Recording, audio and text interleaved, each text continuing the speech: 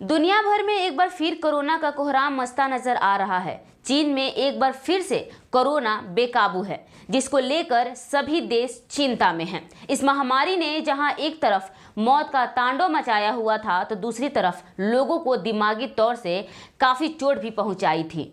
Corona के दौरान लागू किए लॉकडाउन के चलते लोगों में डिप्रेशन के मामले काफी देखे गए थे।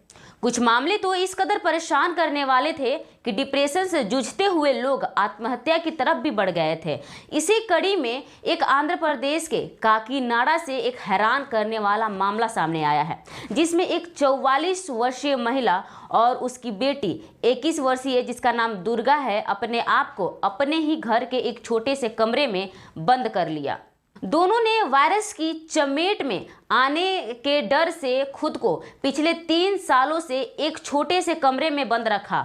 बंद भी ऐसे रखा कि बीते 3 सालों से उन्होंने न तो किसी बाहरी व्यक्ति से मुलाकात की और न ही सूरज की रोशनी देखी।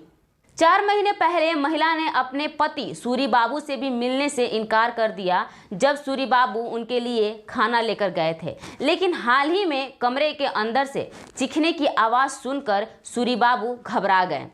सूरी बाबू ने तत्काल अथॉरिटी के अधिकारियों को सूचना दी, जिसके बाद पुलिस और अथॉरिटी के अधिकारी ने मिलकर कमरे का दरवाज़ा तोड़ा। कमरे का दरवाज़ा खुलते ही हर कोई कमरे की हालत को देखकर हैरान था। कमरे में सब अस्त व्यस्त था और दोनों माँ बेटी एक कंबल में छुपे हुए थे।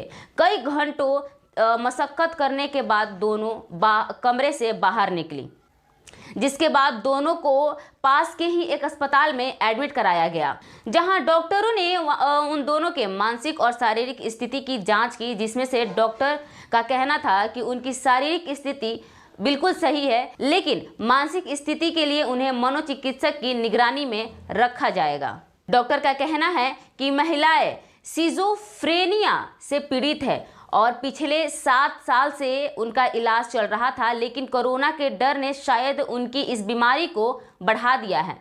एक सब्जी विक्रेता सूरी बाबू ने कहा कि यह सब महामारी शुरुआती दिनों में महिलाओं को मास्क पहनने और घर के अंदर रहने के लिए कहने के साथ शुरू हुआ।